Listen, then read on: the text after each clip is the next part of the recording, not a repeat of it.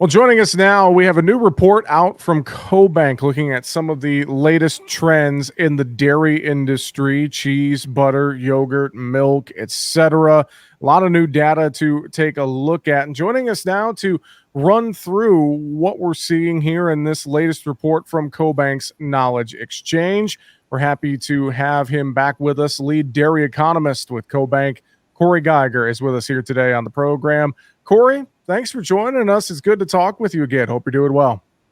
Doing well. Glad to be here, Jesse. Well, give us, just for starters, the overall summary with this latest report looking at the dairy trends that we've been keeping an eye on throughout the dairy markets, et cetera, et cetera. What was kind of the overarching takeaway, at least, to start our conversation today, Corey? Well, the big thing here is dairy product consumption's been growing, and we were looking, my teammates and I were looking at what could be some of the bigger growth categories moving forward, and that's really what we delved into on dairy. But for the audience here, I think the biggest picture here, where is dairy at right now? If you look at Circana sales data, which is the retail sales data, dairy is the largest category in the grocery store. So over the past 52 weeks, there's been $76 billion of dairy product sales, and that's the largest category in the store, and it's even higher than liquor, which liquor would include beer, wine, and spirits. Now, one of the takeaways from this report, some of the dairy product consumption is going to look a little bit different than we've grown accustomed to. Well, as we dive a little more into the report, were there any segments of the dairy industry where there was maybe more upside potential? What did you guys find? Mm-hmm. One of the biggest categories, and it started to grow at the onset of the pandemic for obvious reasons when we get into it. However, snacking cheese is going to continue to grow. There's a report, some deep market analysis from FactMR reports that shows that snacking cheese globally is going to grow at sales of it. They're going to grow at 6.5% a year through 2034. Now, snacking cheese is cheese paired with something else. It could be cranberries, could be almonds, could be walnuts, could be a meat, but delivering protein and good nutrition and of all taste and what consumers really want, convenience.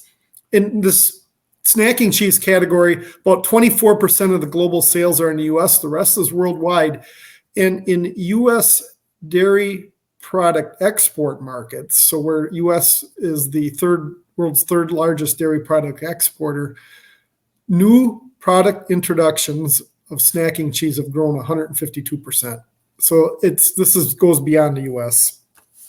Wow. What about, let's talk butter for a minute here. I mean, I'm a butter fan myself. My mom, always said everything tastes better in butter, that kind of thing. I mean, not to make jokes, but looking at the butter segment of the dairy market, how are things looking there currently?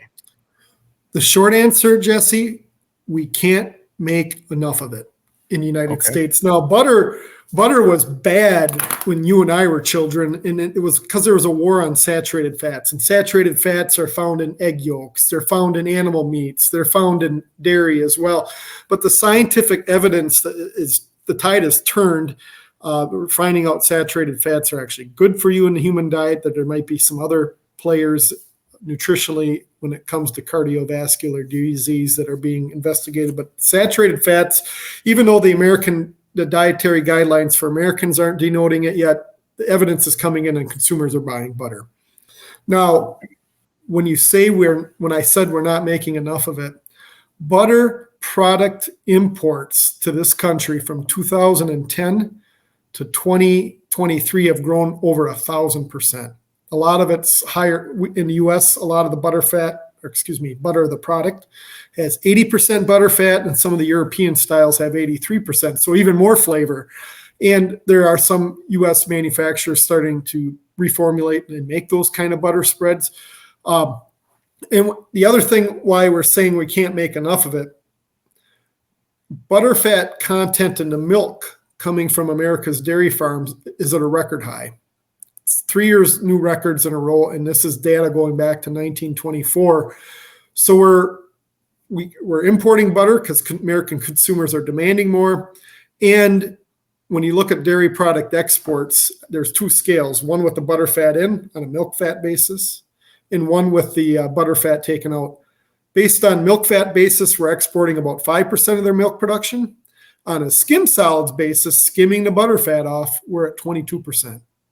So a lot of signs that says, Jesse, you and I and our fellow consumers are demanding more butter. Well, fascinating things to think about there. We're talking with Corey Geiger, lead dairy economist with CoBank.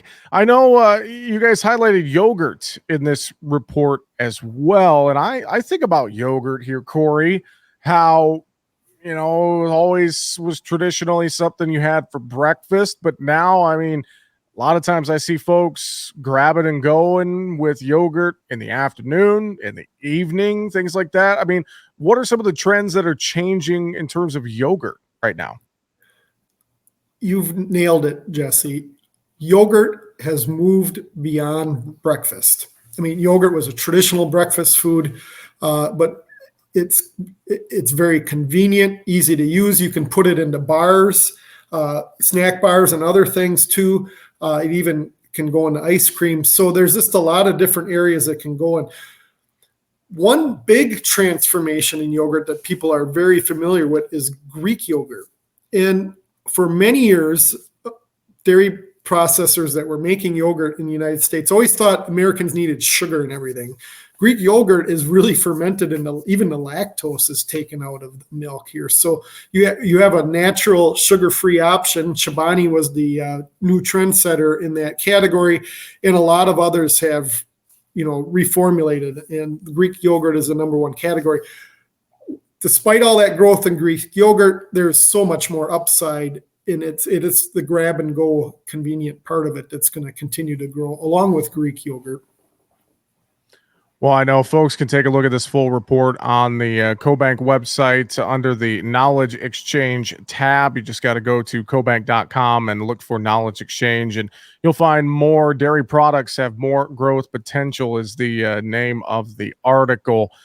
Corey, kind of broadly here as we wrap this up and we think about some of these segments of the dairy industry, and I'll rope milk in here as well. I mean, what's your perspective on the overall health outlook of the dairy markets right now as we work through the summer months and into the second half of this year? There's a lot of unique things happening right now in the dairy world. Number one, we've talked about already, butterfat and protein content in the nation's milk supply is at record highs. So we've had 12 months in a row where milk production has been down month over month. But the thing I keep stressing is the components in the milk, largely butterfat and protein, have been up about a 1%. So we're sending more nutrient-dense milk to manufacturers, and when they're making cheese and yogurt and butter, that's the important thing. Now, if you're making beverage milk, that's a little bit different story, but most of the dairy products are, processed in a nutrient-dense version. So that's one story. The other thing here, beef prices are at an all-time high.